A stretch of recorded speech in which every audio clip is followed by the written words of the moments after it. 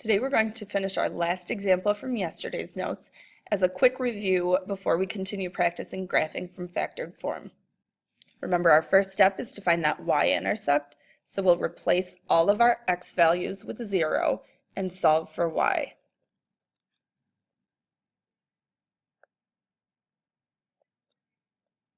Evaluating order of operations, grouping symbols first, so we'll simplify inside the parentheses.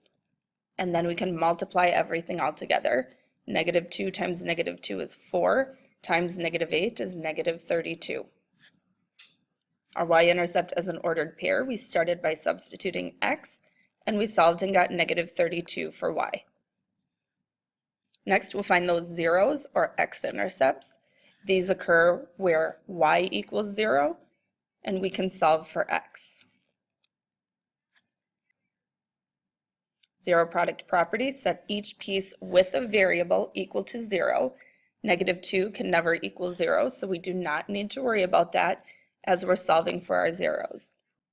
Our left-hand equation, adding 2 to both sides, we solve and get x equals 2.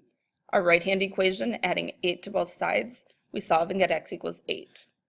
Writing our zeros as ordered pairs, we got x equals 2 when we substituted 0 for y. And we got 8 for x when we substituted 0 for y. Next, we'll need that axis of symmetry. So we solve for this by averaging our two zeros. So we get x equals 2 plus 8 all over 2.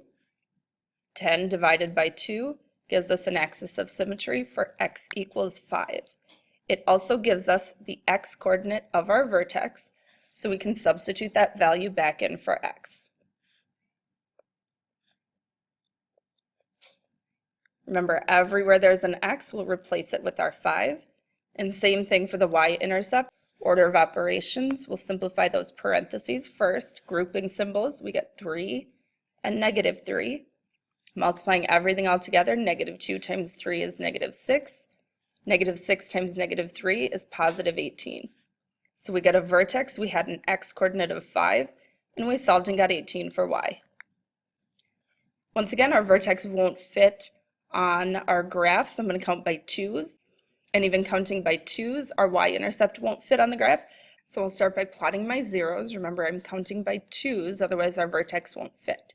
So 2, 0, and 8, 0, and then we'll plot our vertex at 5, 18, so our vertex lands up here, and we have a very skinny parabola, so it's extra important that you make sure it curves at the top instead of a V. It's a parabola like this where it's really tempting to make a sharp point instead of a smooth curve.